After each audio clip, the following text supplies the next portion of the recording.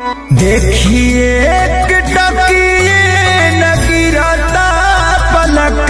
नमस्कार प्रणाम दोस्तों, मैं राजेश कुमार प्रजापति आप सबका दोस्त, आप सबका भाई और आप देख रहे हैं प्रजापति एडिटर चैनल।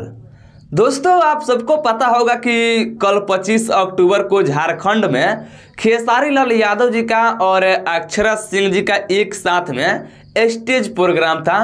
वो बहुत ही अच्छा संपन्न हो गया और आज 26 अक्टूबर को सुबह 7 बजे सारेगामा हम भोजपुरी के यूट्यूब चैनल पर खेसारी लाल यादव जी का एक बहुत ही जबरदस्त, बहुत ही मस्त छठ गीत को रिलीज किया गया है।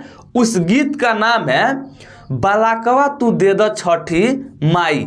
उस गाने को खेसारी लाल यादव जी गाए हैं, पवन पांडे बाबा लिखे हैं और उस गाने में आर्या शर्मा जी ने म्यूजिक दिए हैं। और अभी अभी बलाकवा तू दे द छठी माई जो सारेगामा हम भोजपुरी के यूट्यूब चैनल पर गाना रिलीज किए गए हैं, उसी गाने पर अभी अभी खेसारी लाल यादव जी ने काफी ही इमोशनल हो करके और एक बहुत ही जबरदस्त अपने टीम के साथ में एक रील वीडियो को बनाए हैं, जो कि इस रील वीडियो में आप लोग देख पा रहे होंगे। खेसारी लाल यादव जी काफी इमोशनल होकर उस गाने पर रील वीडियो बनाए हैं, क्योंकि वह इमोशनल सॉन्ग है, स्लो सॉन्ग है। इस वीडियो में आप लोग देख पा रहे होंगे खेसारी लाल यादव जी हैं और पीछे राइटर अखिलेश कश्यप बाबा हैं और भी कोई है, जो कि सब कोई ने मिलकर आज जो सॉन्ग सारेगामा हम भोजपुरी के यूट्यूब चैनल से रिलीज किए गए हैं उस पर कमाल के रील वीडियो बनाए हैं। तो आप लोगों को ये रील वीडियो कैसा लग रहा है कमेंट करके बताइएगा। अच्छा लगा तो लाइक शेयर कर दीजिएगा, चैनल पर नहीं तो सब्सक्राइब कीजिएगा और चलिए मैं मिलता हूं आप लोगों से नेक्स्ट वीडियो में। तब तक के लिए बाय बाय।